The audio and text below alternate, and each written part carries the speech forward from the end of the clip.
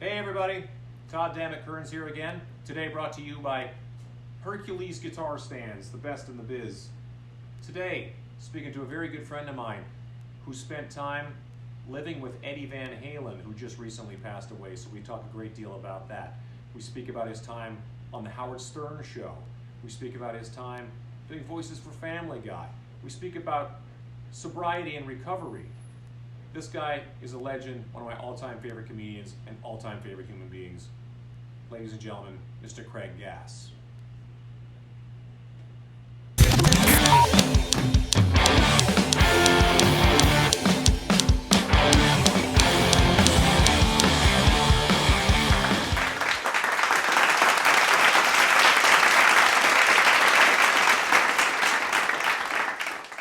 Now we're recording. There we go.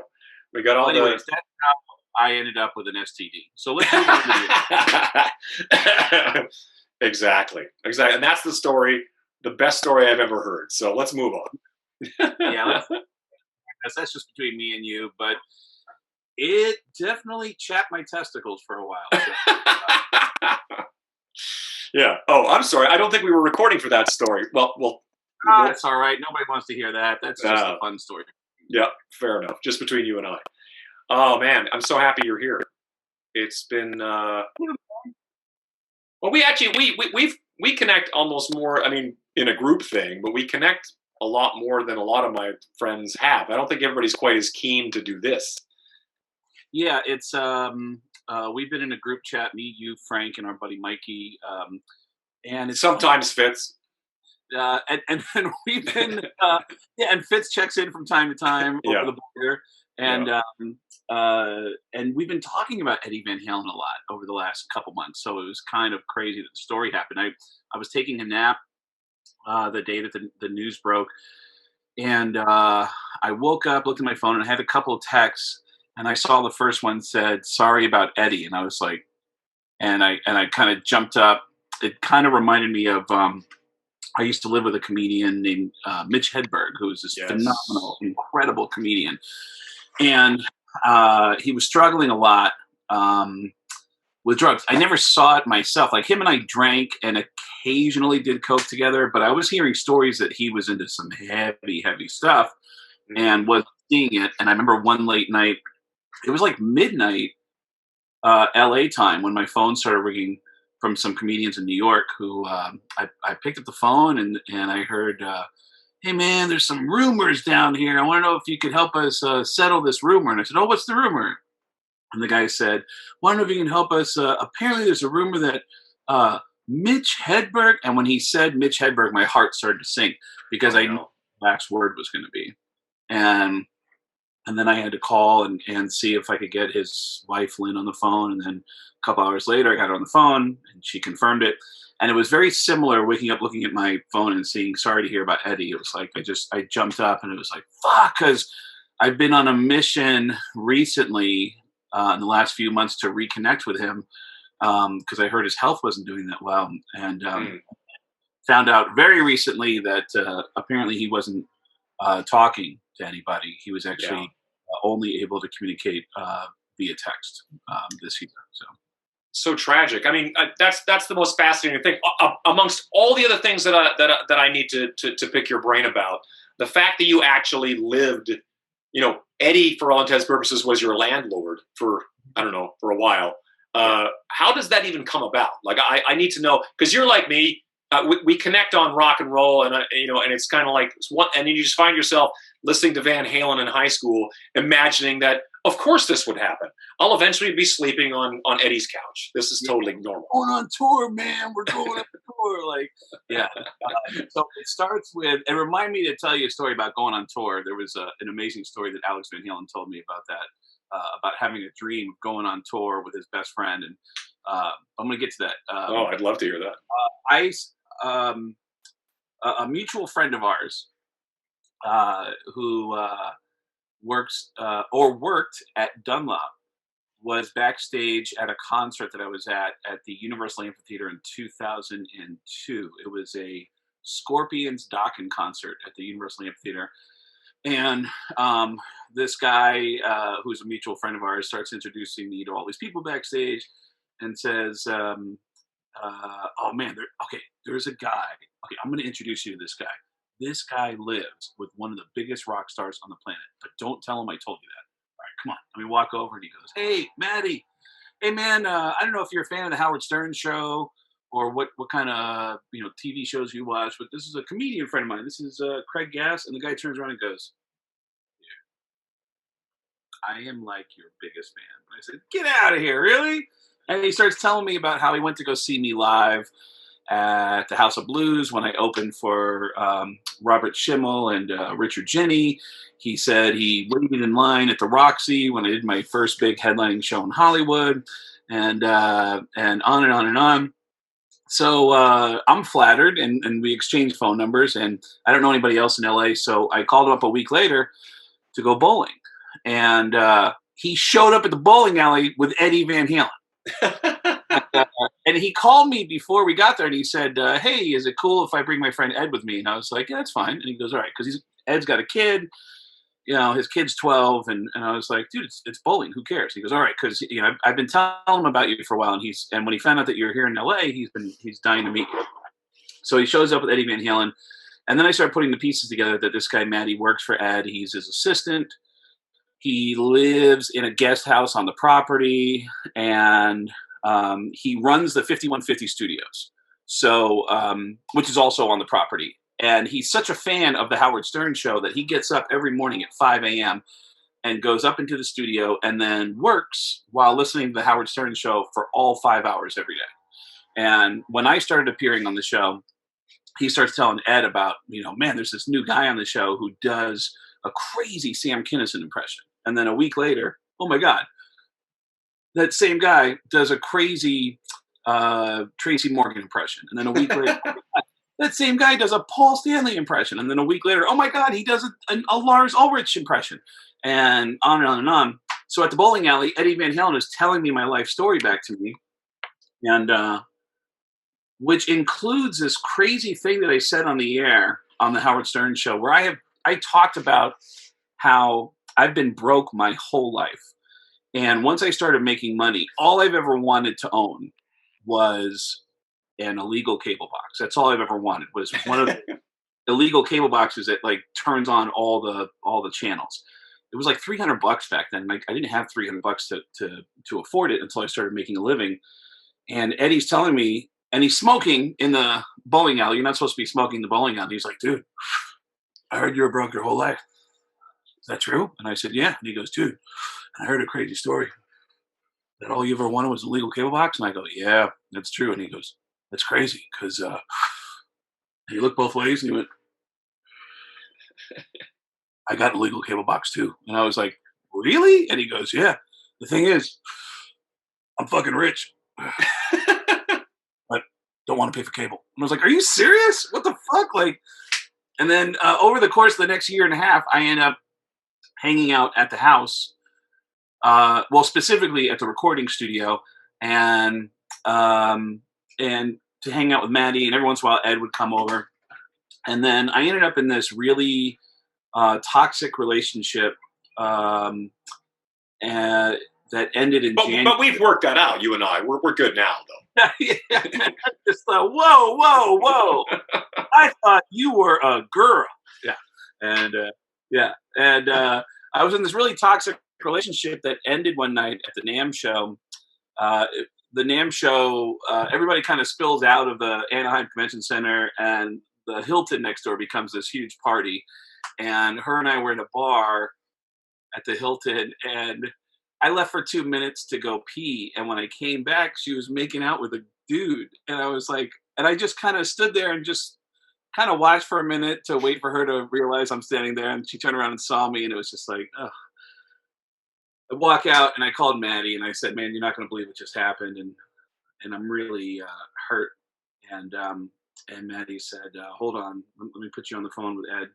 And Ed got on the phone and said, "Dude, I told you she was a fucking whore." And I said, "I know, but I don't, this is my life right now." And he said, "You're living with her. Why are you living with her?" And I said, "She's the only person I know in LA besides you guys." And he said, "Dude, pack up your shit and move in with me." And I said, "Is that okay?" And he said, "Yeah." dude, you can stay in the recording studio. Stay as long as you want. Just the only thing is, don't tell anybody. But the band's getting back together, so it's going to be noisy at night. And I was like, so the only thing I have to worry about is the fact that Van Halen is going to be playing in the next room. And he said, well, I know you're working on a TV show. And at the time, I was working on a new show on NBC called Las Vegas. And with James Caan and Alec Baldwin. And so I ended up moving into Ed's place, into the recording studio, and I stayed there for the next 4 or 5 months. I was there from January till April or May of that year, and lived. And it was weird because he's such a hermit. He's super famous, but he's a hermit. And he let me into his world. So it was the three of us hanging out a lot when I was in that world. And there were some crazy moments. I don't know if you know that story about I took Maddie to a Metallica concert one night at the Forum, and when we came back, I met a girl at that show who I hit it off with, and we were texting back and forth. And then she hits me up and says, "Hey, I dropped everybody off. What are you doing?" And I said, "Oh, I just got home." And she said, "Oh, where do you live?" And I said, "I'm in the Hollywood Hills." And she said, "Can I come over?" And I was like, "Sure." I don't know. Let me find out, and I'll call you back. And she's like, "Oh, you have a girlfriend?" And I said, No, I do not have a girlfriend. I'm single. I'm in a really unique situation. I just have to ask and let me call you back. So I get a hold of Ed, and I was like, "Hey, Ed, I don't know if this is okay or not, but I don't know if Maddie told you I met this girl at the show.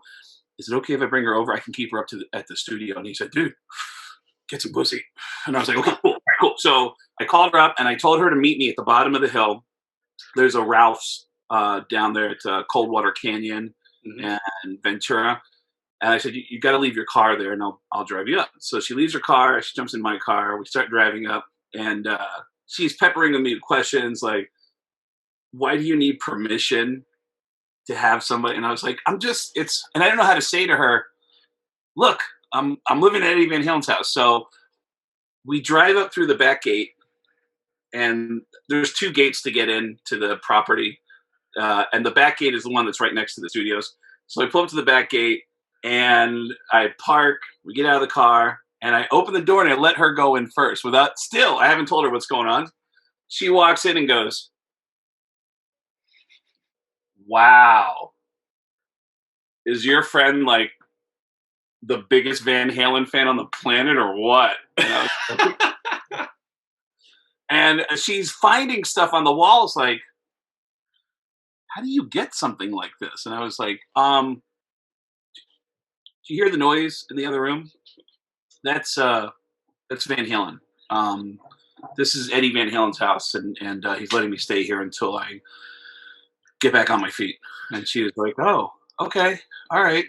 And to answer your next question that every guy asks, the answer is 2 minutes.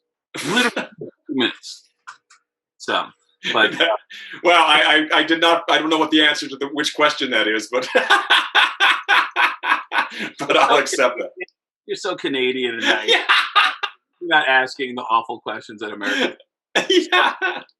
The story, by the way, that I wanted to tell you was that Al. There was a point when Al started showing up. I remember coming back from Alex Van Halen. We're talking about. Alex Van Halen. Well, I came back to the house one day, and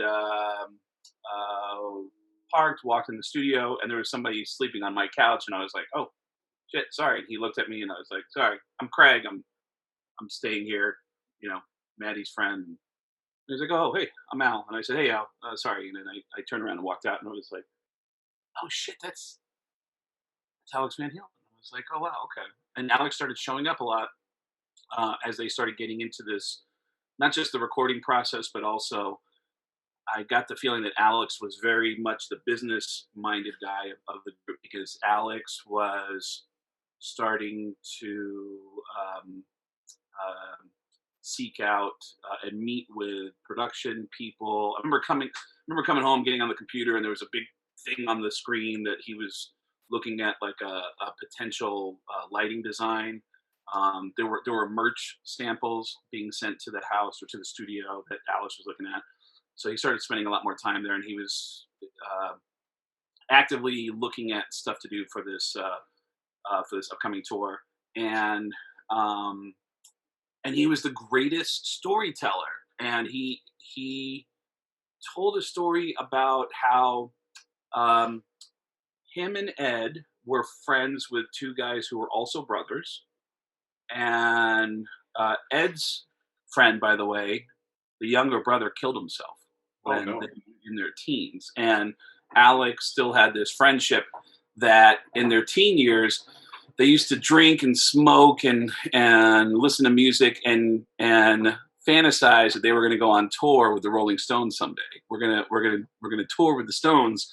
And when Van Halen became a band that actually started touring, he brought that best friend with him as his drum tech. And they got an offer in the middle of that first tour to do shows with the Rolling Stones at the Superdome in New Orleans. And they get it in New Orleans feeling like rock stars. They're going to perform with the Rolling Stones the next night. And they go into the French Quarter and just get hammered. And he said that Alex used to do a thing, or maybe a couple of guys used to do a thing where they'd walk up to a wall and just kind of go, hey, and they'd like do like a mock thing where they hit their head on the wall. And Alex's friend walked right up to a light pole and just went boom and smashed his face into the light pole without getting that you're supposed to do this first. And blood just spewed out of his nose, and slowly both of his eyes started puffing out. And the next day he couldn't see. So his eyes were so puffy and black and blue that he wore sunglasses on, and he was on stage trying to put the kit together. And the band is on stage getting ready to do a sound check when Mick Jagger shows up. Mick Jagger walks up on the stage and wants to say hello to this new rock band, Van Halen. And he goes, hello, boys. I'm Mick. It's a terrible Mick Jagger impression. Yeah, that could just be any random English dude. Hello. Hello. Hey, It might have been Dick Van Dyke from Mary Poppins. I'm not sure. Yeah. Not ever try that impression I just did. Just do any kind of other English voice you can. That's you'll be better off than me. But so Mick Jagger comes up and he's saying hello and how you doing? And Alex comes up and says, my name is Alex. I'm the drummer for Van Halen. My best friend and I dreamed, we used to like talk about someday we're going on tour with the Rolling Stones. And now we're here and do you mind saying hi to my best friend? And he said, yeah, sure. And he goes, yeah, he's my drum tech. And he goes, oh, okay. And he goes, hey, get over here, say hi to Mick. And he's wearing dark glasses and he's like, hey, how you doing? Good. And Mick is looking at him and goes, that's your drum tech? He thought he brought a blind guy out on tour with him as his drum tech. His drum tech just walking around like, hey, Mick, where you at? What you doing, buddy? Where'd you go? Yeah. Oh, yeah. My God, that's hilarious. I can only imagine the experience of that whole thing. And just now, at what point is this? Like, who's singing for Van Halen? What's going on? Is this Sammy still? Dave? What's going on? When I was staying there, they were in the middle of a reunion that and they were putting out a new album that was a best of album that had 2 new tracks on there. And it was with Sammy. And when Sammy and Michael came up, I wasn't allowed to be around. I was told that I had to go down to the guest house whenever they came around. So, and it was explained to me that the reason for that was because there was so much tension between those guys that they didn't want anybody around for it. Although, interestingly, they actually hired 2 kids at the time who were in film school. They were still in college, and they were looking to get in the film industry. And they were hired to document this reunion that was happening and to be entrenched with Van Halen as the band was reuniting. But I guess after a few weeks or a couple months, it was decided that this footage should never see the light of day because all they captured was some really ugly arguments that happened. And isn't that the kind of stuff we all want to see, though? I mean, that'd be so crazy. Yeah, I remember texting a musician friend of ours when a fight was breaking out online about a year ago between something was posted to Ace Frehley's Facebook page that was tearing into Paul Stanley and Gene Simmons, and then there was some in the next couple of days people were speculating it might not have been Ace, that maybe it was his girlfriend at the time that wrote that whole post. And I remember sending it to a musician friend of ours who texted me back, more. Yeah, I mean, everybody loves a train wreck. So, well, drama. I mean, everybody. It's like when we watch. If no reality show is worth watching unless there's going to be some sort of drama. A reality show of my life would be like, ooh, look, there's a new season of whatever. Let's watch this for 7 hours. Yeah. Everybody does love drama for sure. It's like, or as it's called in Canada, Craig. I don't want to hip you to this, but in Canada, it's referred to as drama. When there's a bar fight and both people step outside, everybody follows them outside. But if it's one-sided and the person goes outside, hey, blah blah, and goes out by themselves, nobody goes out. It's like I would. One guy goes out by himself. I got to see this. I will say that every time I go to a concert, whenever I see security guards running, I just follow them. I want to see what's going on. I love craziness. I love insanity. If I see police or security running, I want to know what they're running towards, and I want to know what the drama is for sure. Well, I mean, as a guy who's in the comedy industry, I imagine something will come of this. I mean, actually, I'm obsessed. I'm obsessed with human behavior. I'm obsessed with it. Like every hotel that I stay at, I always end up talking to management and just saying, what's the worst complaint you've ever gotten? Like, what's the dumbest thing you've ever heard? And I've heard some really great stories. There's a hotel that a friend of mine manages in San Diego, and he said that he got a complaint one day from his front office manager. His front office manager comes in and says, hey, there's a woman in room 323. She's upset. She wants us to refund the room. And he said, okay, what's the problem? And she goes,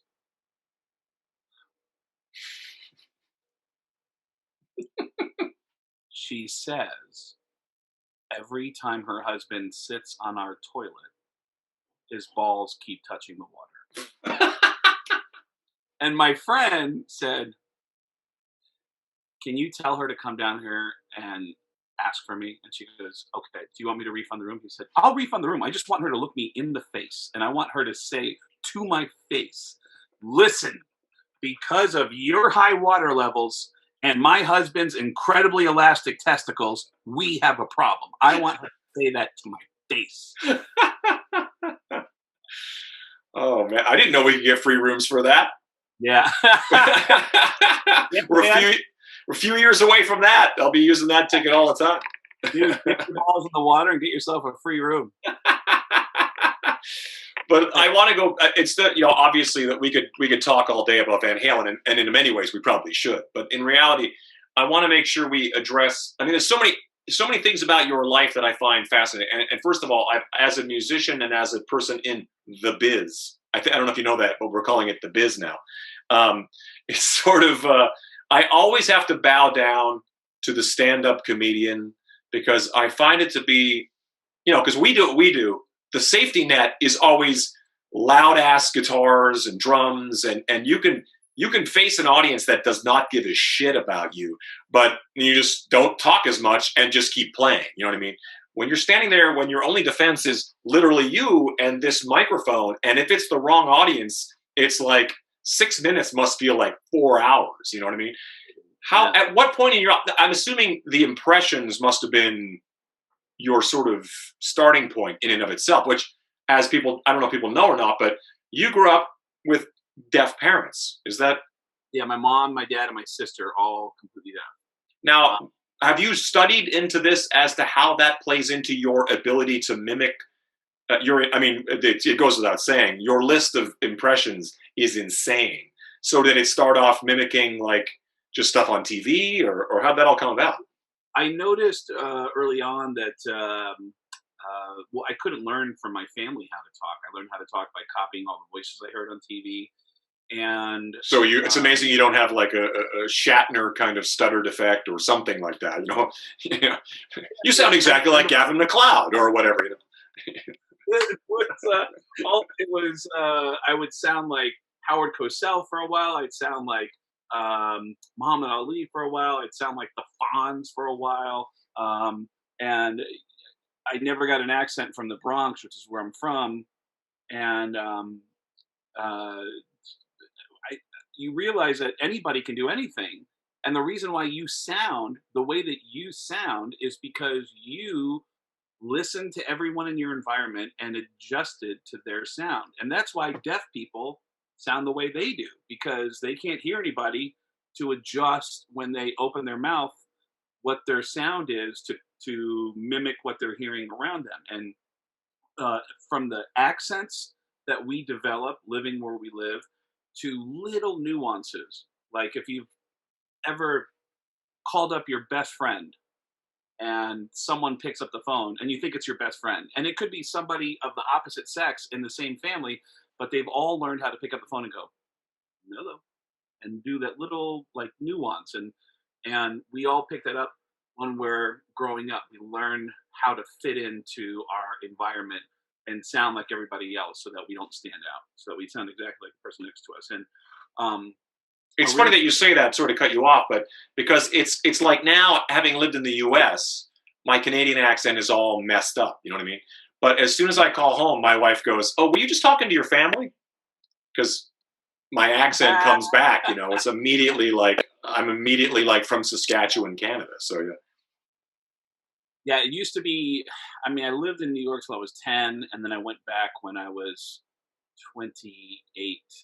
But there was a period of time there where I still held on to like a New York energy for a while until I don't know, probably mid-teens. And but yeah, it's interesting. You definitely absorb what you're around, and I want to bring up to your point though about being alone on stage. And there's always been this mutual admiration society between musicians and comedians, because musicians have always admired the ability to stand on stage with just a microphone. And also, I have found that musicians are some of the goofiest fucking people I've ever met in my life. Every band is loaded with comedians, and comedians wish that we were cool. So we look up to musicians because musicians are inherently cool. There's been a few times where musicians have brought me up on stage to sing backing to some song, and I don't know what the fuck to do with my hands. I just kind of like, and in my mind, you're like,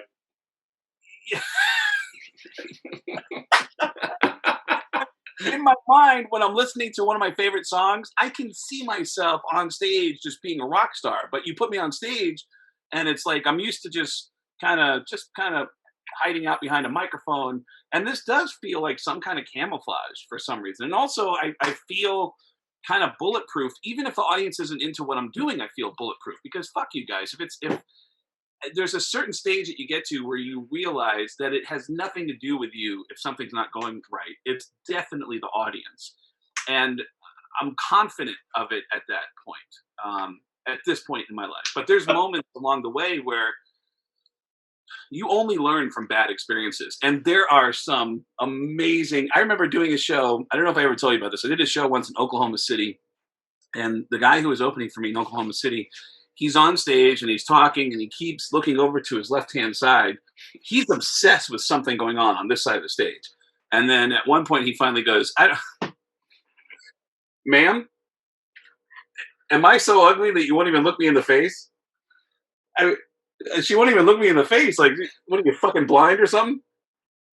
"Oh, are you blind? Oh shit!"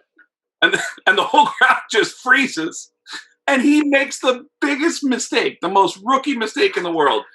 He tries to go back into his act, and he goes, "So, you ever been to Walmart?" And people are like, "Who cares about Walmart? You just made fun of a blind woman, you son of a bitch!" And he's like, I'm sorry." And everyone's yelling at him, and the only people laughing is me and two other comedians in the back of the room, because we've been in that situation and we know what it's like to fuck everything up. And there's a thrill out of watching someone going, "How you gonna do it, dude? How you gonna do it?" And you want to see somebody try to dig themselves out of a hole.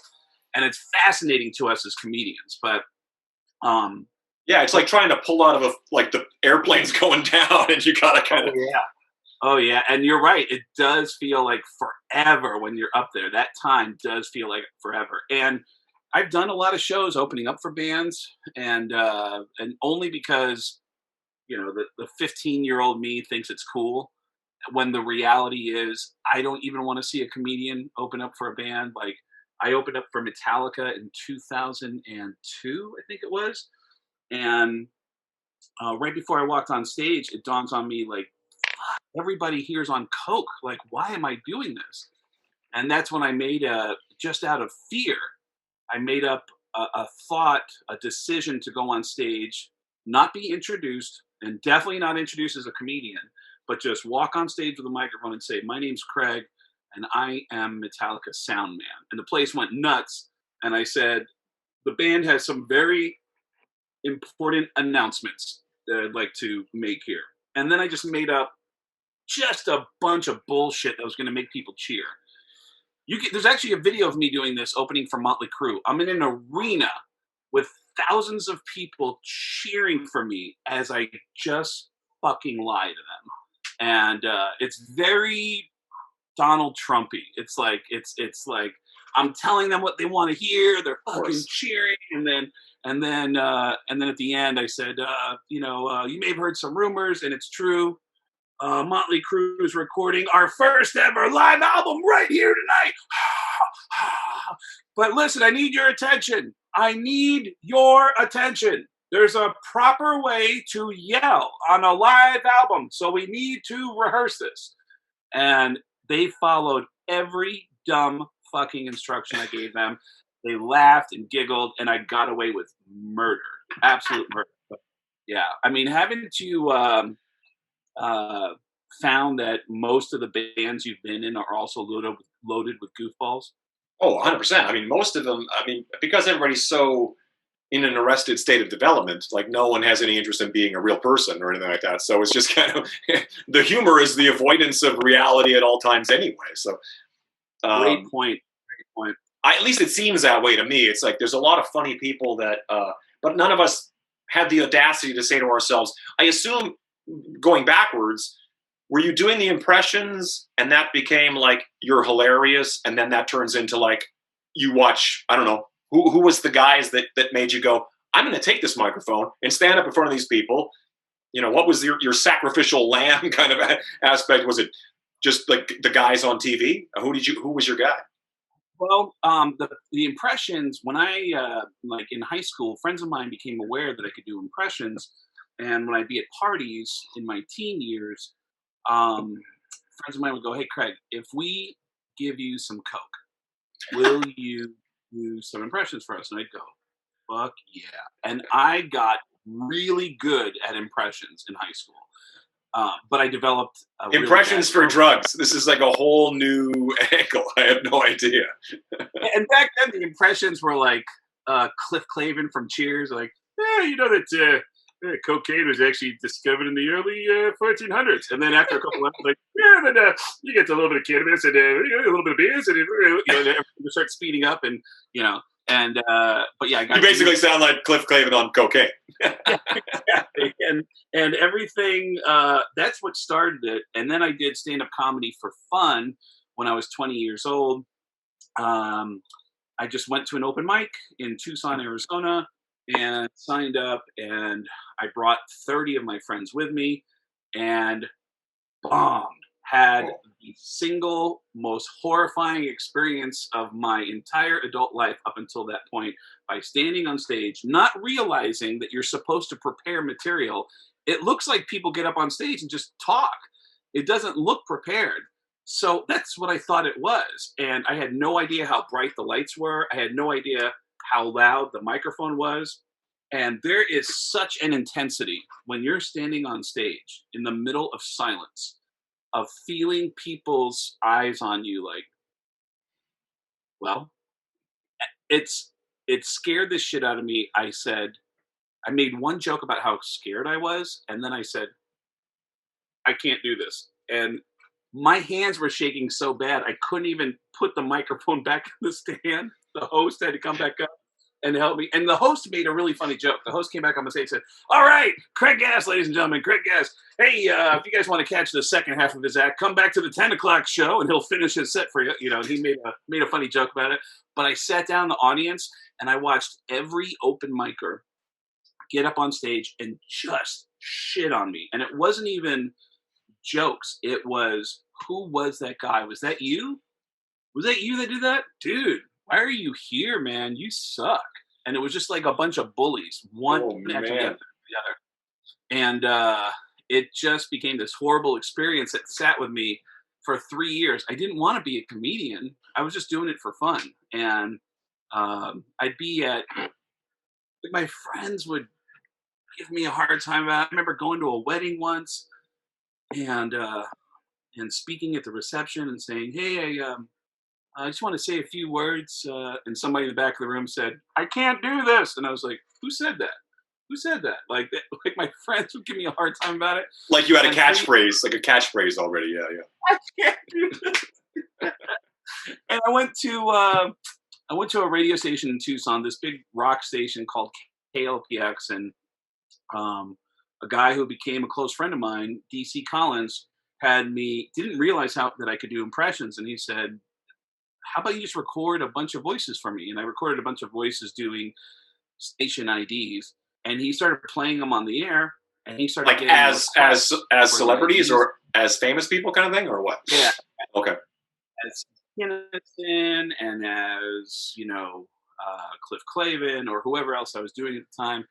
And he said, "Man, I'm getting requests for these. Man, I think you're missing your calling in life. I really think you were put on this earth to be a comedian." And I said, "Oh man, I tried that once, and boy, everybody in comedy hates me." And he goes, "What do you?" And I told him the story, and he said, "You need to get back in there, and just before you get on stage, you need to say to yourself, 'I'm funny, and I belong here.'" And that, as ridiculous as that sounds, I started going to open mics.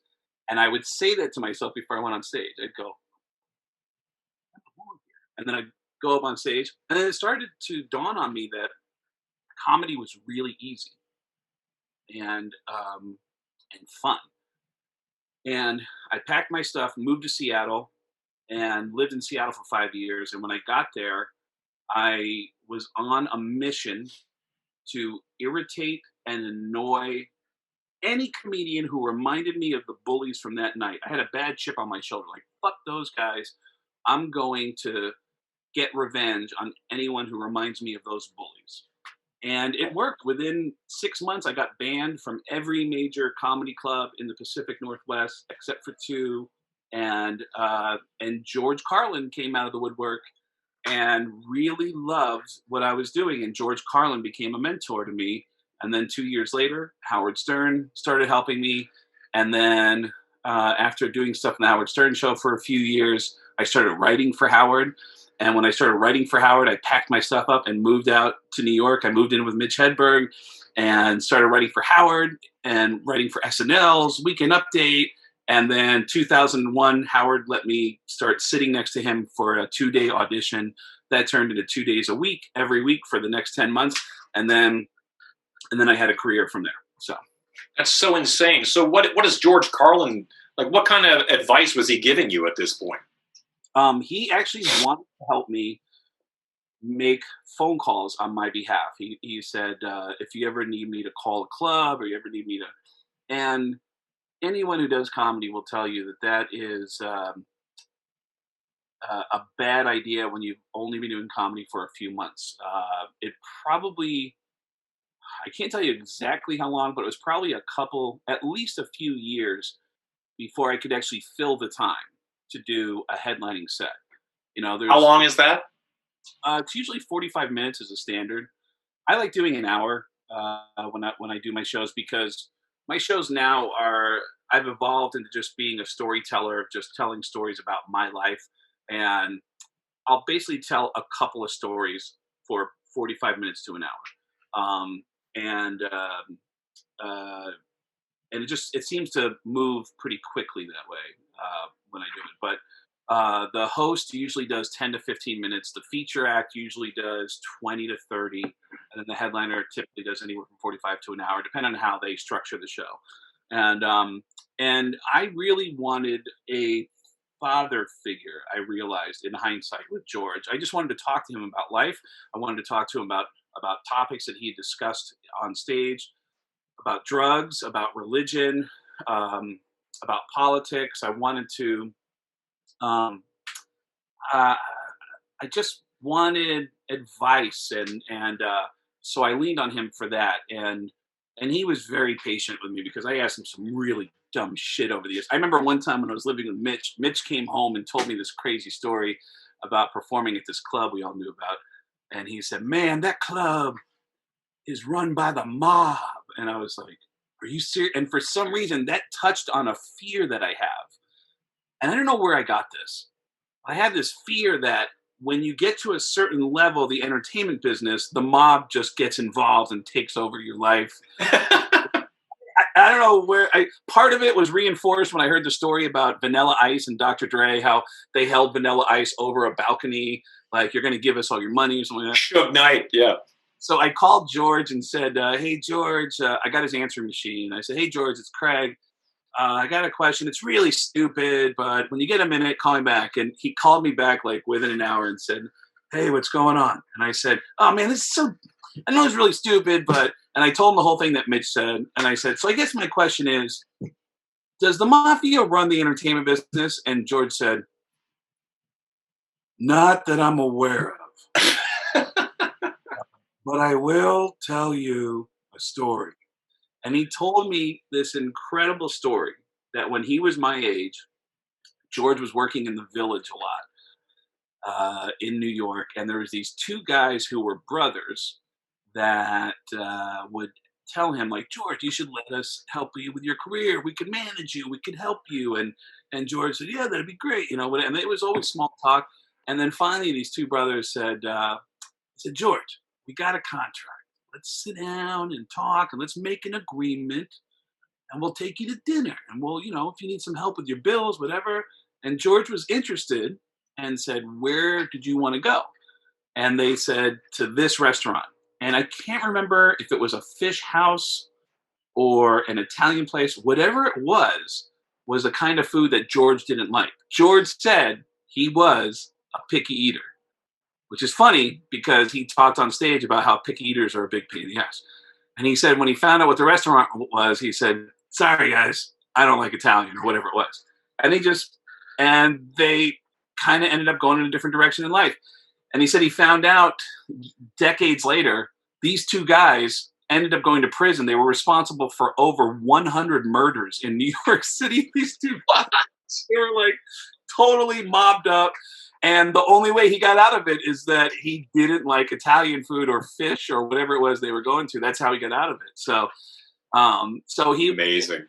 Incredibly kind of him to listen and go, "Well, this is the only thing I can tell you that comes close to that. But as far as I know, no, the mafia does not run the entertainment business." So. Well, that says a lot about him as, like, you know, his patience and his, especially at the level, he was a legend talking to some kid. It's amazing that he saw what he saw in you.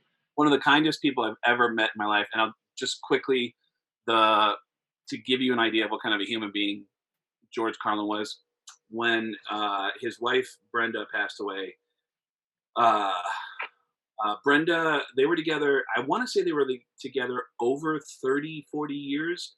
She got diagnosed with breast cancer and died 3 weeks later on Mother's Day. And I tried to connect with him about it, and he was a little distant. So I called his opening act, Dennis Blair, and said, "Hey, Dennis, is he okay?" And Dennis said, "I think so. We were at the house, and I'll tell you this. My wife and I came over when Brenda passed and knocked on his door. His daughter answered the door, and she got George. George came out, and we said, 'Listen, you know, we want to check in on you.' And George said, 'I really appreciate it. I'm really tired, and I need to go to bed. So I'm going to go to sleep. And but I feel what you guys are saying. I'm really tired.' And they said, 'All right, well, if you need anything, let us know.' And Dennis said, 'My wife and I both saw this. George walked down the hall, and he opened the door to his bedroom, and we could both see inside his bedroom. George had taken all of Brenda's stuffed animals. Brenda loved to collect stuffed animals, and she put them all over the house. And George took all of Brenda's stuffed animals and had put them all in his bed, and he was sleeping with all the stuffed animals in his bed. And that is who George was. That's amazing. I just, what a voice to be missing in this day and age. Can you imagine all the things he'd have to say? I can only imagine. Mm-hmm. So now with the Howard years, which I find, again, it's like another thing I'm really fascinated is you get into the Howard thing, which is, really mecca in so many ways. Whenever I hear you tell stories about Howard, you never do an impression of Howard. You'll say Howard, you'll do Baba Booey, you'll do almost everybody else, but I've never heard you do Howard. When you tell your stories, it's always kind of, and then Howard said this. Is how, like, there's two reasons for it. One is I know people who do a Howard impression, and number two, his voice is different without the compressor. He uses a compressor in the studio on the microphone. So his voice is different there than it is in real life. In real life. So it's those two reasons. But there's Stuttering John actually does an amazing Howard impression, and I stay away from impressions that anybody else does. I like to do my own impressions that nobody else is touching, which is why I'm embarrassed that I do a Christopher Walken impression, because so many people do a Christopher Walken. Yeah, but back when you were refining Christopher Walken, that wasn't a common impression. There was, it's really embarrassing, but I heard Kevin Spacey do the impression once on SNL 20 years ago. And when I heard it, I was like, it was so pitch perfect that I thought, oh my God, I want to do that. Which is dumb, because that guy just perfected it. All you can do is just be as good as that guy. But I wanted to find that tone, and it's an easy tone to get. For you, I mean, well, when it comes to impressions, the weirder the voice, the easier it is for me to do it. Your voice is so normal sounding that your voice would be really hard for me to be able to hit, because you have such a well, there's no money in that. This guy does an amazing Todd Kearns. You got to go. I'm really lucky that when I was on the Howard Stern show and I started doing a Gene Simmons impression, right around that same time, Gene got his own TV show. So everybody kind of started seeing what his life was like. And then the impression made total sense. I got so lucky with that. And then I started doing a Tracy Morgan impression. And Howard was like, I don't know who that is. And then Tracy started doing more and more outrageous stuff that started drawing attention to himself. And then that impression started making sense. And so I got really lucky a couple times. It's like, oh man, there's some people I do an impression of. It's like, if I could just get that person to be famous, this impression would rule, But yeah, I love Off the Beaten Path. Well, and Lars Ulrich, and all those kind of things. It's what sort of you and I connected through the Kiss world, the weird, wacky Kiss world. And that's what's so interesting is, because you've always been known as the guy that does Gene, like deceivingly so, that eventually people were getting hate mail because you were saying crazy shit as Gene Simmons that people thought Gene Simmons was saying. Yeah, the best piece of advice I ever got was from a friend of mine who works for Aerosmith named John Bianelli, who said, I think it was Dave Lee, my guitar tech buddy. John Bianelli taught me how to do the Gene Simmons impression, but it was this guy, Dave Lee, who said, hey man, you know what? If you want to do the Gene Simmons impression, listen to Benjamin Netanyahu. It's the same voice. And if you listen to Benjamin Netanyahu, it's like, hi, this is Benjamin Netanyahu from Kiss. Like, it's the same voice. It's the same thing. So, but yeah. Now I'm going to have to go listen to that now. Yeah. There's some people who, if you listen to somebody else, it gets you, or sometimes you'll be trying to do an impression and you'll end up at somebody else along the way. Yeah. Wow. So, yeah. The other thing that I'm really interested in, and I'm always curious about this with my comedian friends. You're the first one I've talked to on this wacky thing I'm doing. But I've never asked this question because I've always been confused by the world of acting when it comes to, guys like, director friends and filmmaker friends and actor friends, when they're looking for I've been in a few things because it's like, well, Todd has long hair and tattoos. He'll be perfect for this rock and roll thing or whatever, and I go, okay. And then it's that classic sort of like, say this, say that, don't look at the camera. But then I see guys like yourself and you go into a whole, whole chapter of your life that's, and I'm thinking to myself, did you always have that ace up your sleeve that you could act, or is that something that just kind of presents itself, being a comedian, being out there, it suddenly becomes like, come read for this thing? I know that when I lived with Mitch, that Mitch would get auditions, and Mitch didn't like doing auditions because he would complain that the rhythm was different. And comedians typically develop a rhythm that is uniquely their own. It's just like a bump, ba-dum, ba-dum, ba-dum, ba-dum, and then they go in for an audition. It's like, all right, this character's more bump, bump, bump, bump, bump, bump, bump, bump, bump. It's the only way I can explain it. And that's almost a musical explanation. I think that's actually really interesting. It's like your rhythm is this, but this guy's a different rhythm, and they don't know how to bend into that other type of rhythm. It's like, well, I developed this rhythm. This is me. I don't know how to do that rhythm, and they can't do it. I've always loved morphing into anything and becoming somebody or something else, which is why when I had dramatic roles on like Las Vegas, I got to be just a full-on creep. Me and Alec Baldwin robbed a casino on Las Vegas, and I ended up tying up Nikki Cox and holding her hostage. And I loved hearing from friends who would say, "Man, I didn't even recognize in you in that was creepy what you did in that, because I don't know where you pull that out of." And I love that. I love being able to bend into something that's unrecognizable and become another person. And then that's amazing to me, because it's like, now, is this something that while you're doing comedy, while you're doing your thing, Seattle, New York, whatever you're doing, is there somewhere in there where you decide, I'm going to take some acting lessons, or is this just something that you tap into upon reading this and the opportunity presents itself and you go, and you just kind of have this natural instinct to do that character that way? It could be arrogance. I don't know if it's an ego, but I've always been against learning stand-up comedy, and I've always been against learning acting, because in my opinion, you can only learn from people who didn't succeed at it. And that could be arrogant. And I don't want to learn the foundations that you built that did not help you succeed to the top. I just have a fear of learning bad things that I fall back on that also failed for you or only got you so far. And again, that could be arrogance. I know that when I first started getting interest from networks, a comedian friend of mine, Josh Wolf, who I started out with in Seattle, there was like a core of us that started in Seattle, then moved on to New York and LA. Josh Wolf, Joey Diaz, Brody Stevens. And I remember Josh saying CBS wanted to take a meeting with me. And Josh said, you should definitely start taking acting lessons. And I was like, I don't know, but I can only learn, like, I can't learn from like Al Pacino. I can only learn from a guy who didn't become Al Pacino. You know, it's you can take comedy lessons from Dave Chappelle. You can only take comedy lessons from a guy who's worked in the same club as Dave Chappelle. And I was very much against that. And again, that could have been arrogance, but Alec Baldwin, by the way, was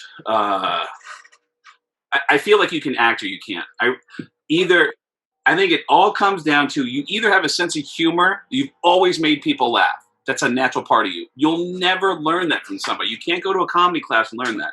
And you can either disappear into another person or you can't. I don't think you can teach that. And the 99% of acting does not achieve that. 99% of acting that you see, I don't think completely disappears into something. And that's why you see so many actors that the actor themselves has become almost, like, I can't think of it off the top of my head, but there are certain actors that they're sort of more themselves in every film rather than a new character. And that sometimes puts butts in seats.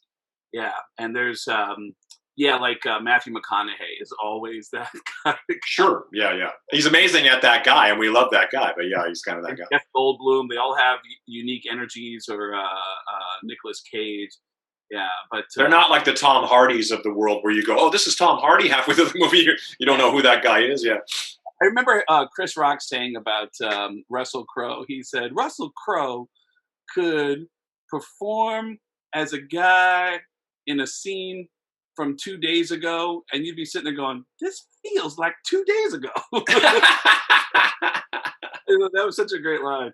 Alec Baldwin, by the way, every day was coming over, knocking on my trailer door, and asking me, "Can I hear some more of your impressions? I love your. Do you mind if I hear some more of your impressions?" And I go, "Yeah." And I always have people visiting me, and I go, "Hey, this is my friend Todd from Canada.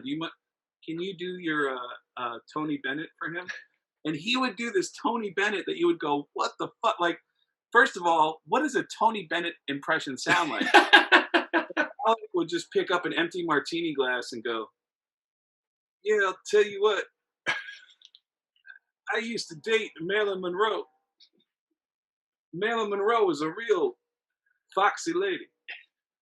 I once made love to Marilyn for up to 12 hours until the paramedics came along and said, 'Tony, she's gone.'"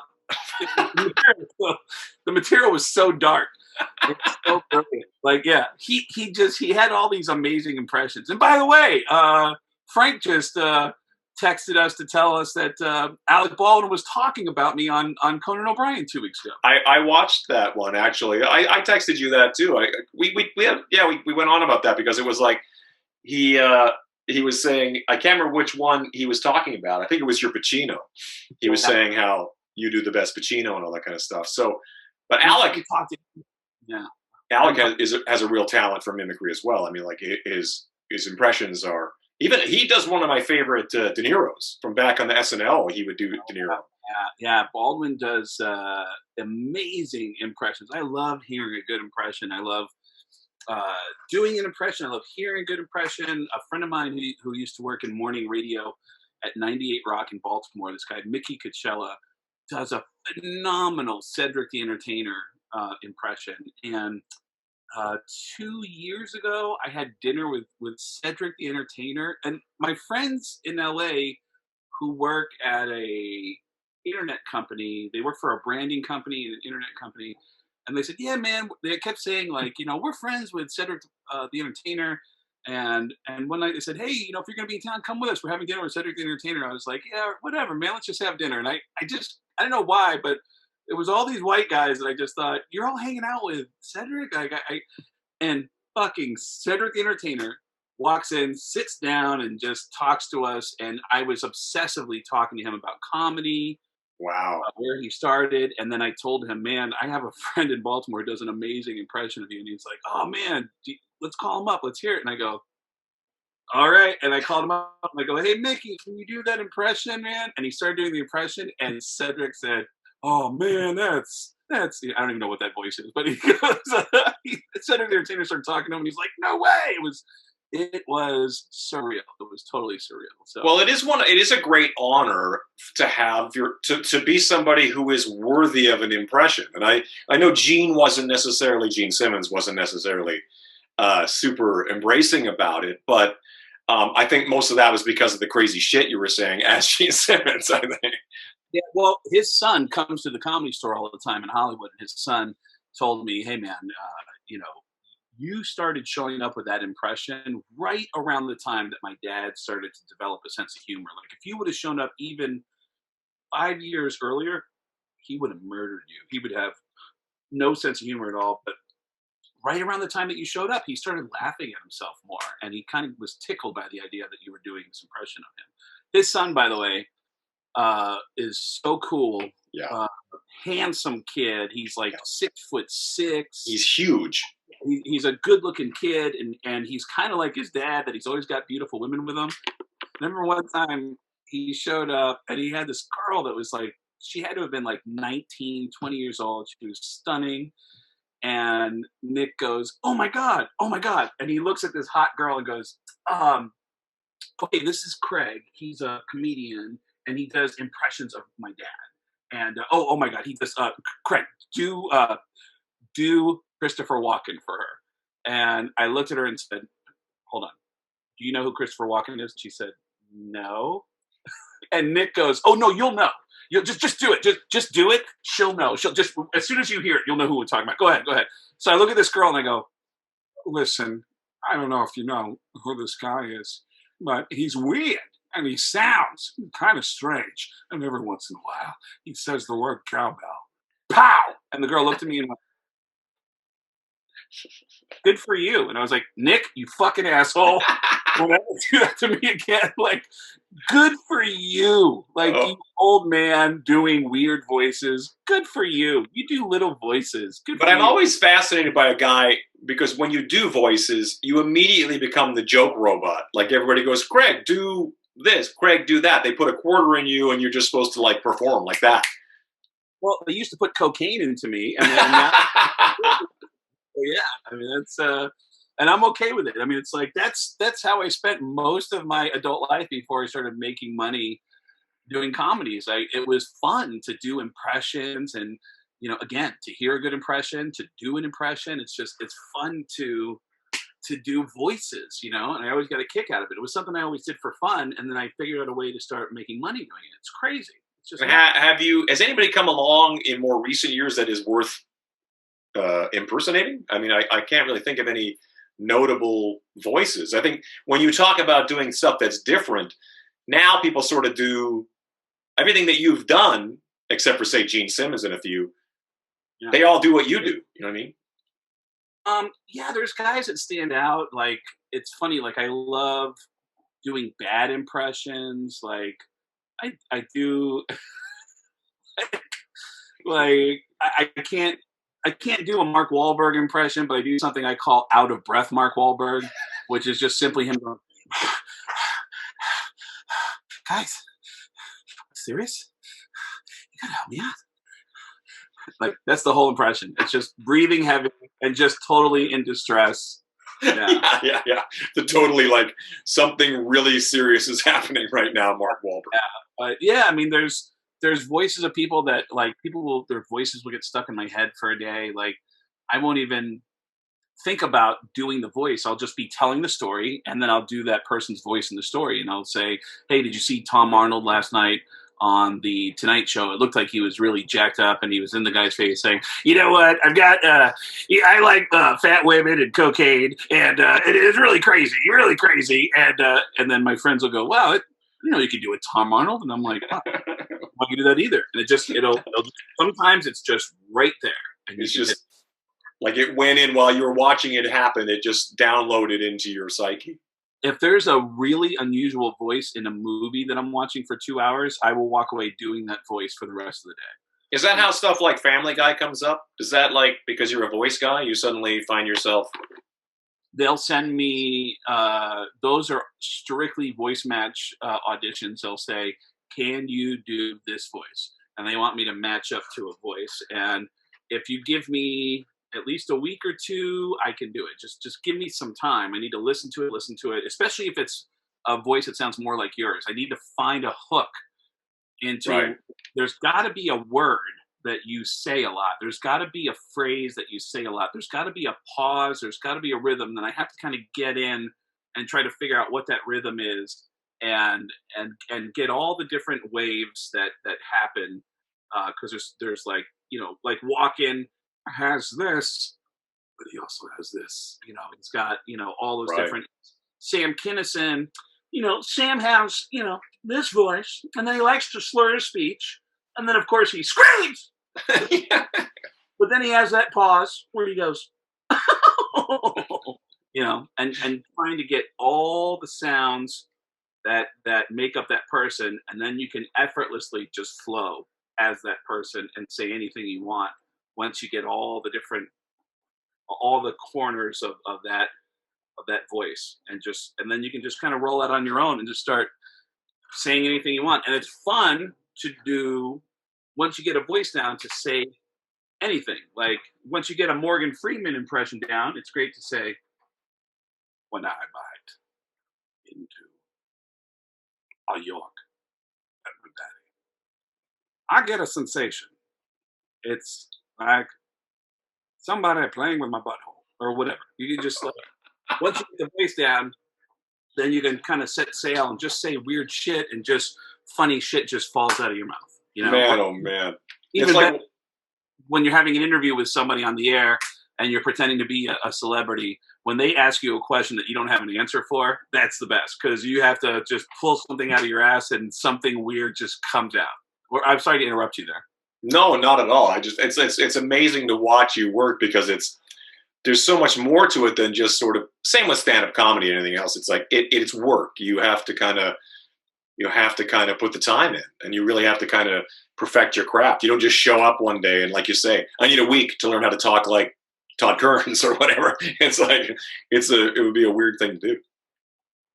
Yeah, it just takes time, and if you give me time, and I'll usually, when Linda was the casting director over there at Family Guy, she would say, "Hey, can you do Owen Wilson?" And I would lie every time and go, "Oh my God, Owen Wilson." My friend Todd and I, we do dueling Owen Wilsons all the time. Like, well, when do you need the MP3 by? Like, when do you want? And she'd say, "Oh, can you just send me something by next Friday?" And be like, "Yeah, no problem, no problem." And then I just watch Owen Wilson clips from now to next Friday until I start to figure something out. And then if I can just even get a little bit of Owen that's enough to satisfy them to say, "Oh, wow, that's crazy. Hey, you know what? I love doing heroin." And then send that in. And then they'll go, "Oh, wow, that's it. You're the guy." And then I'll get the gig. But I just need to listen. And then once I start to get my hooks in a little bit, then I can start to pull the whole thing towards me. But I have to kind of figure out usually at least one or two words. It's like tuning a guitar with Christopher Walken. I just started with "Little Man," and that sounded just like Christopher Walken. "Little man, little man," and I just kept doing that over and over again, just kind of tuning it to that sound.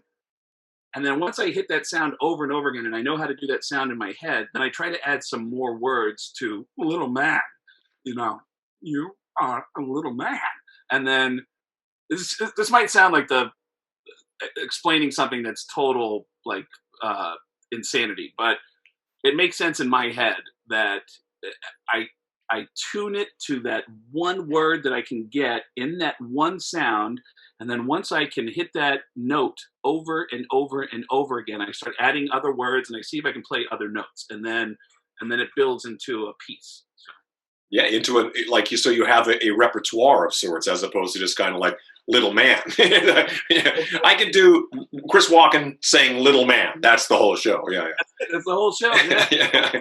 I'll work it out. It's like, so many guys were doing Trump that all I could do, and I just stopped at China. Like, I just started doing China over and over again. It was like, all right, I'm just going to leave that alone, because it's so diverse to even bring up the name. There's guys who do Trump impressions, and a lot of people will just be like, I know. And, right, so I'll just leave that alone. And the only I've ever seen do it effectively, and it's mind blowing to watch him do it, is Dana Carvey will go up and he'll do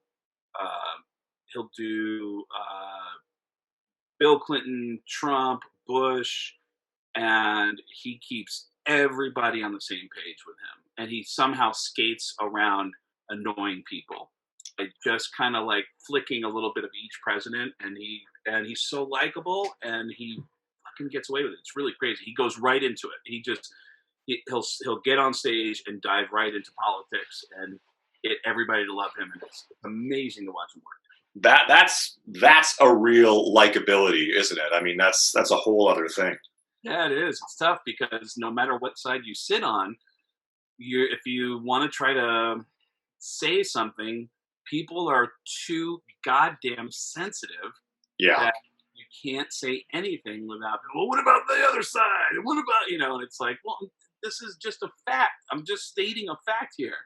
Are you finding yourself, like, within the comedy community, because it's a constant conversation about the fact that every time you say something, you're expected to be on a split screen tomorrow having to explain what you said last night at some comedy club. Have you found that that's something you got to skate around or somehow? Because there's nothing worse than the comedian that goes, "Just kidding." Like, you're always kind of like you have to kind of establish that this is a joke. I'm holding a microphone. Yeah. Sometimes some of the things I'm saying up here I don't actually mean. These are jokes, and I'm trying to make people laugh. Yeah. It doesn't apply to me at all in my world, because my world is just about how embarrassing I am in public situations, and I just have tons and tons of stories about embarrassing moments I've had with people. So it doesn't fit in to add something political to it. It's just it just doesn't fit. And I find that most comedians stay away from it. But some comedians will go in and try to do something about it. But you will alienate some people by doing it, and I don't want to alienate people. No. So I just stay away from it. I have opinions that I will post, and I don't care if it bothers anybody. It's like, well, this is just an obvious thing that just needs to be said here. And I don't care if people go, oh man, it's like, yeah, but I'm open to what you have to say. Like, let's have. It's very weird that that we can't have a discussion where people listen to each other, and it's unfortunate. Things are really ugly here in America right now, but it is what it is, and it doesn't fit into my stand-up at all. So. No, I know. I think you've always been really good at that. When I've seen you do your thing, it's like you say, it's more about you, which I think anything that's about you is going to be relatable because everybody's been through something similar. Even if it's like what you're saying, I haven't personally been through, but it reminds me of that time this other thing happened to me, and et cetera, because you need it all to be relatable. So what did you have you been doing? You did one show or something like all that during all this madness, didn't you? There was only one weekend of shows that did not cancel on me for this entire year since March, and it happened to be in Florida of all places. And I called the venue just to say, hey man, I'm flexible if you guys, and I needed that paycheck, but I was telling them, hey, if you guys want to move it to another date, and they said, no man, we're ready to rock. And I was like, holy shit, this is like, what am I doing? I got on a plane, I flew to Florida, and when was this? Like what month are we talking? Late July. July. And the last weekend of July, and it was in Port Charlotte. Great club down there. It's a restaurant / club called Bisani's. And I ended up doing all my press in my hotel room. I did all my interviews by phone. TV interviews were on Zoom like this. And I went in, and when my shows were over, I was thank you, good night, walked off stage, and the host came back up and made some closing announcements, and I was already in my car and driving back to my hotel. I didn't know meet and greets. It was a little odd, but we did it. And the first time I walked on stage, I walked up wearing a mask, and I had some sanitizer, and I sprayed the microphone down, which got a laugh, but it also was serving a purpose. I wanted to clean this microphone. And then after that first show, I felt weird about everybody laughing in my direction. So the second show, I brought a fan up, and I started, like, when people were laughing at me, I started pointing it at them to, like, spray the COVID away from me, like, in another direction, and, like, kind of, keep the COVID at bay, and which made them laugh harder, but it genuinely served a purpose to like, blow your wind back towards you. So, like, yeah, so I got, and then recently, the last couple of weeks, I've been doing some outdoor shows in Central Park in New York. And those have been really interesting, and they're a challenge, which I love, because, again, you always learn more by having a tough gig than you do by killing. So I want that challenge of, like, all right, how the fuck am I going to make this work? So going out in the middle of a park, and these clubs, Stand Up New York, which is one of the clubs I work at regularly, would just take up a space in Central Park, and we'd put down a little portable speaker, a cheap little microphone, and just like, hey, everybody, we're going to do a show. And people would kind of get together, but you're just in the park. Like, if you want to donate, here's a Venmo that you can donate to, and enjoy the show. And we would do these shows, and the circumstances were really rough, but I like that. I just get a kick out of it. So I think, yeah, you're kind of like me that way. Like, it's like, if someone says to me, we're going to go play music and it's going to be somewhere strange, I'm always kind of like, that sounds like fun. I think that sounds interesting. I've done gigs where I've been told, like, this, this is a bad situation. I do it for the story. Josh Wolf turned me on to a gig at the Playboy Mansion and said, hey, just so you know, everybody bombed at this show. And he gave me a list of comedians that have performed at this event, and they've all bombed because ultimately the crowd is waiting for prostitutes. They're going to put prostitutes on the property. It's like it's crazy. Like, this guy, Josh put me in touch with this guy, and the guy says, He goes, yeah, man. He goes, and just a heads up, these guys, they got deep pockets, but once we get done with the entertainment, we have 300 women, in his own words. He said 300 women who have been bought and paid for that arrive on the property. And they came in on school buses. What? School buses full of prostitutes came onto the Playboy Mansion. And I bombed. Not only did I bomb, I found out that apparently the reason why they called me a week out is because Don Rickles was supposed to do it, and he backed out. And my introduction was, ladies and gentlemen, hey, I don't know if you guys heard, Don Rickles couldn't make it tonight. Oh, boo! And they go, so we got this other guy. Please welcome Craiggass. That was my intro. And that's like going to a Kiss concert and it being you wanted the best, but they couldn't be here, ladies and gentlemen. Some band, That's exactly what it's like. I remember being so bummed out. Like I really did eat it hard at that show. And I was sitting at a table. It was this big spread, but I didn't care about it. I was just like, man, that was terrible. And then Ron Jeremy showed up with 2 plates piled high with food. He goes, they're giving away free food. They're giving away free food. Take all the free food. And I was like, I'm not really hungry right now, Ron. It was like, yeah. So, but. Oh my God. Good guy to bring up right now, by the way, is Ron Jeremy. That's always a good guy to bring up. Yeah, it's great reference there. Good name drop. Yeah. My good friend, Ron Jeremy. And my other good buddy, Bill Cosby. Like, yeah. So, hey, how about Scott Peterson? Hey, where are you? Yeah. Hey, what's going on? Hey, how you doing? Yeah. Oh God. But yeah. So, how long have you been sober now? 15, a little over 15 and a half years. It'll be 16 in December. Good for you. And was there a specific reason why December was your starting point? I had a heart attack. Well, that's right. I'm sorry to just jump over that. How old were you when that happened? Well, here's the crazy thing. I had a heart attack on December 14th, 2002. I got completely sober on December 14th, 2004. Okay. On the 2-year anniversary heart attack. But right. the heart attack scared me straight for a year and 2 weeks. And then on New Year's Eve of 2003, my ex that I was dating, that I ended up in Eddie's house over, it was New Year's Eve 2003 going into 2004. I was in Vegas. And Metallica is performing a New Year's Eve show there. And her and I were having some kind of an argument. We were fighting about something. And I called her up to say, hey, I know you're mad at me, but I need to talk to you. Can I talk to you about something? I need to get off my chest. And she said, what do you want? And I said, I'm thinking about getting fucked up tonight. She said, you know what? Fuck you. I don't care. You're on your own. And she hung up on me. And I did this really immature thing where I said, I'm going to show her I'm going to go out and get fucked up, which, only hurt me. And I just, and it was my choice. I ended up just relapsing and just falling backwards. And I couldn't believe how much worse I was getting. And I just continued stumbling for 11 and a half months. And then on December 14th of 2004, I was at a Steel Panther show at the Roxy. And they were still called Metal School back then. And I look at my cell phone and it's now December 14th and it just hits me like, holy shit, I had a heart attack 2 years ago. And I had half a beer in my hand and a light bulb just turned on. I just realized, like, I've been taking care of my mom now. I've been sending money to my mom now.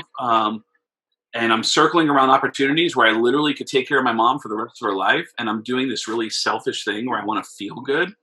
And I had half a beer in my hand and I just threw it in the garbage and I never had a drink again. And it's been, it'll, again, God willing, it'll be 16 years on December 14th of this year.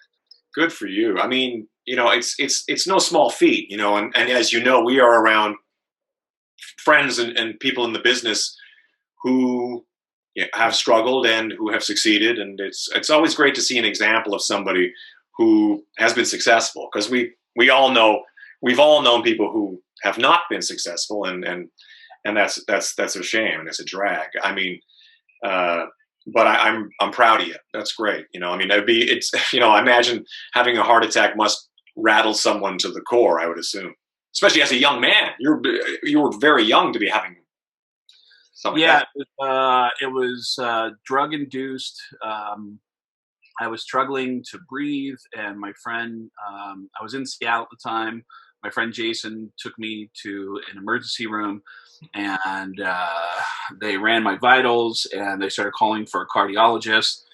And I asked why they're calling for a cardiologist, and the doctor said, well, your enzyme levels are supposed to be this, and they're 1,000 times that. And I said, okay, and what does that mean? And he said, you're having a heart attack. And then I didn't know if that meant I'm dying now, or if so I started calling friends of mine while we were waiting for the cardiologist.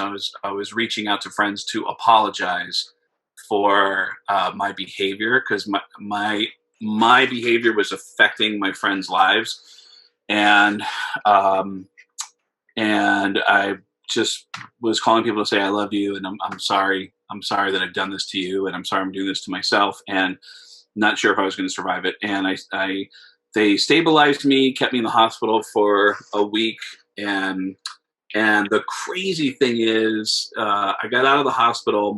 They released me on the day that my flight was taking me home to New York, and I got in my car after meeting up with some friends, and I had a few hours to kill, and I was like, I'll drive into downtown and just hang out for a couple hours. And I was like, I'll go to the comedy club where I started at, because I can get free drinks there. And I remember thinking, God, you know, it would feel so good after the week that I had. A cold beer would feel oh my God, it would feel great if I could have a cold beer and obviously not enough to have another heart attack, but just like a little bit of cocaine. And that's when it hit me. For the first time, a voice in my head said, there's something wrong with you. Like, this is not a normal thought. So, and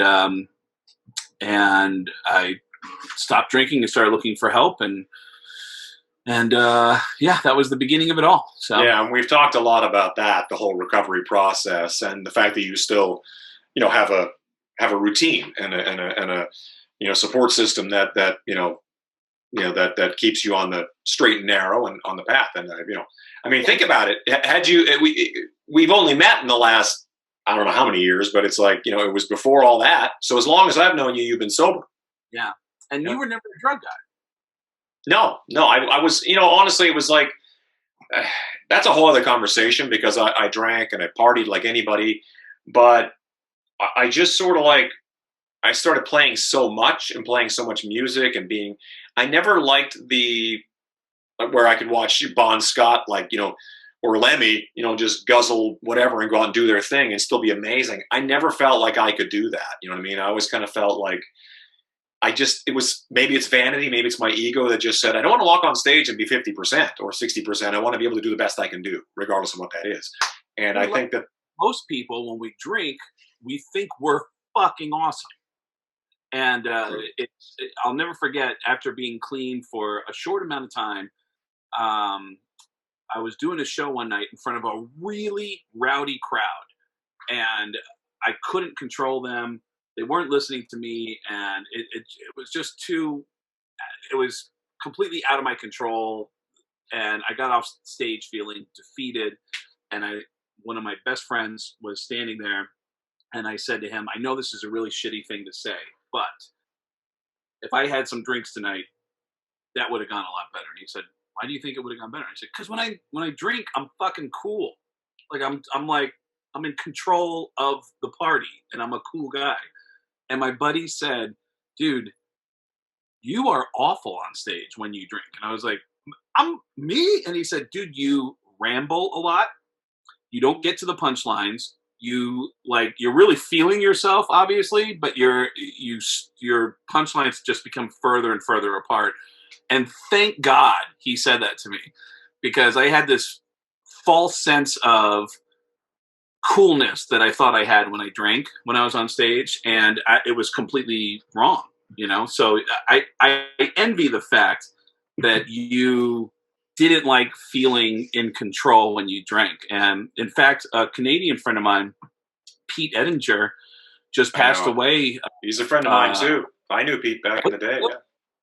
A great musician who got caught up in that lifestyle and did a lot of damage to himself drinking, and that really bummed me out. He was 100% capable of getting hammered and putting on a phenomenal show, and everybody wanted to drink with him, and he was in that lifestyle and still looked great, by the way. He still like physically looked great, and drinking was it's just part of that thing. And it's kind of weird when you get to an age where you can see your favorite rock stars who live that lifestyle and watch what it looks like now 20, 30 years later and go, holy shit, thank God I'm not doing that. Not just rock stars. I mean, we apply these things to celebrities, but average people, who have abused themselves for most of their life, it's, you just see it in people who, when you go to meet somebody your own age and you realize, oh, I'm supposed to look a lot more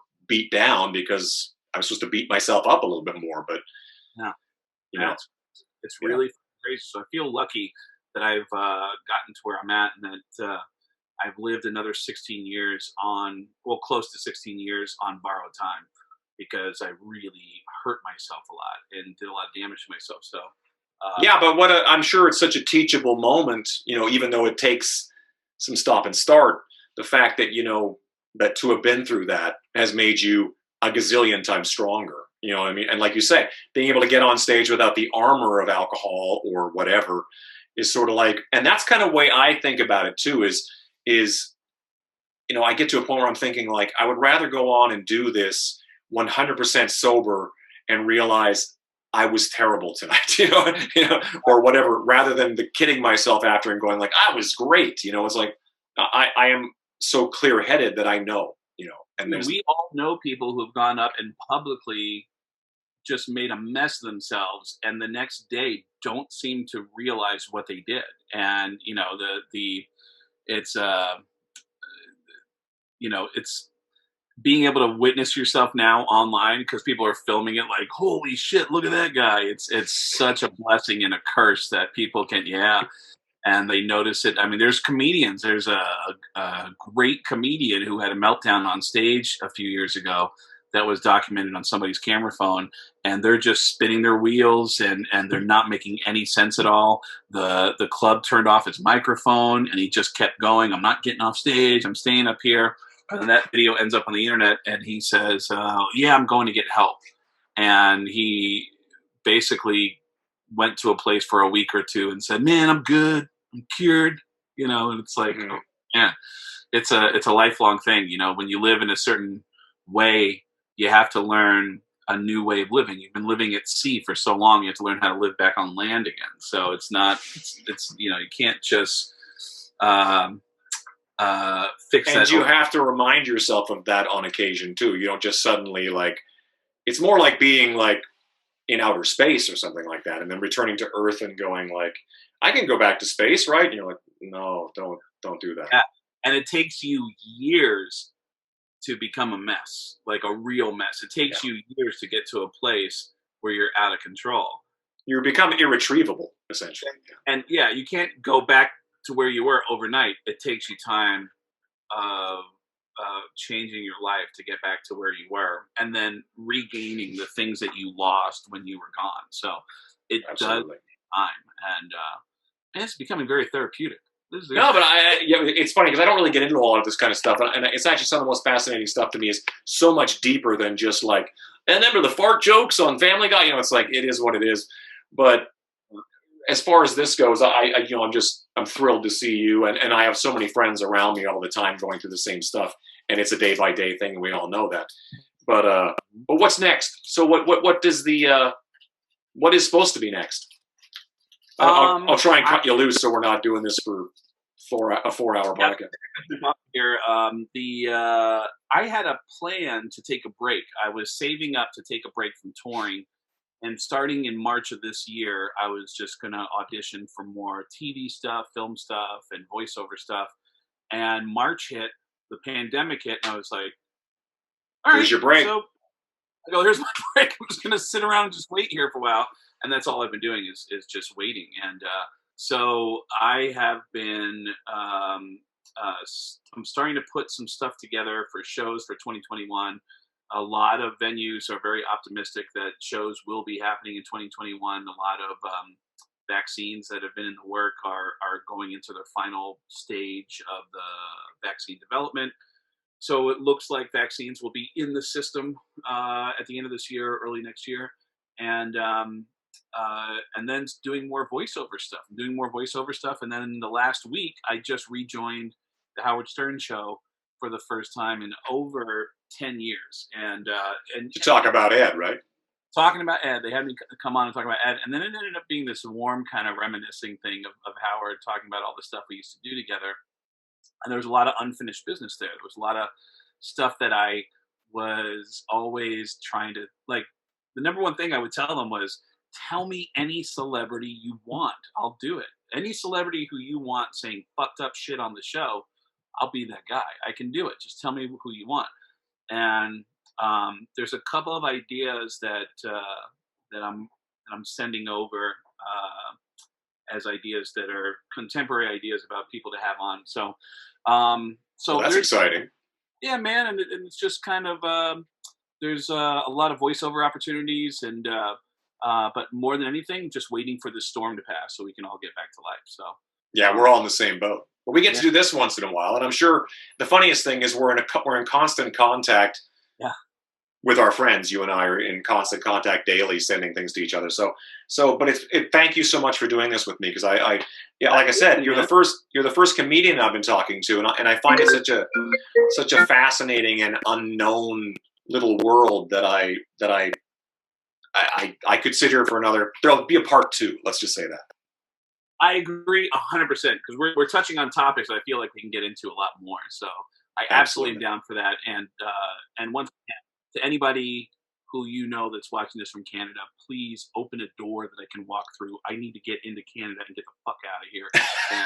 And start. Canadians are the nicest people I've ever met. They are such.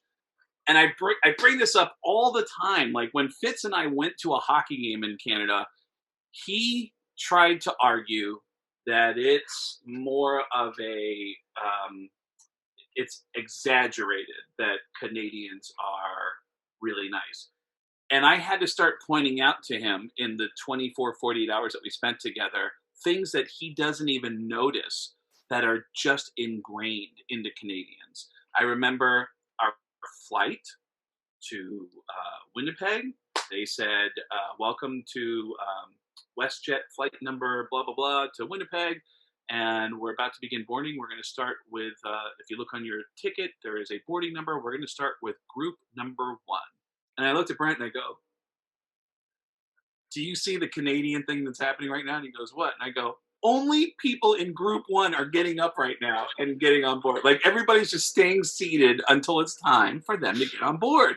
In America, everybody crowds and tries to sneak on ahead of the group. They're just fucking assholes. And then we get into Canada and we go to like a late night diner at 1 o'clock in the morning. We get out and we're standing at an intersection and he pushes a walk light and we're waiting for this walk light. And I said, Brent, you don't see the Canadian thing happening right now? And he said, what's that? And I said, there isn't a car within 7 hours of this fucking intersection, and we're waiting for a walk light to like, we can go. Like, there's nobody here. There's nobody around in this province.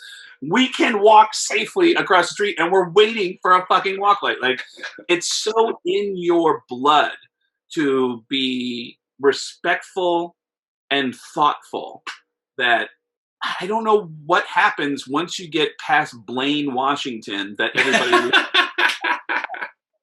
Something happens in Blaine that there's a twist or something in the water in Blaine that infects people when they come down.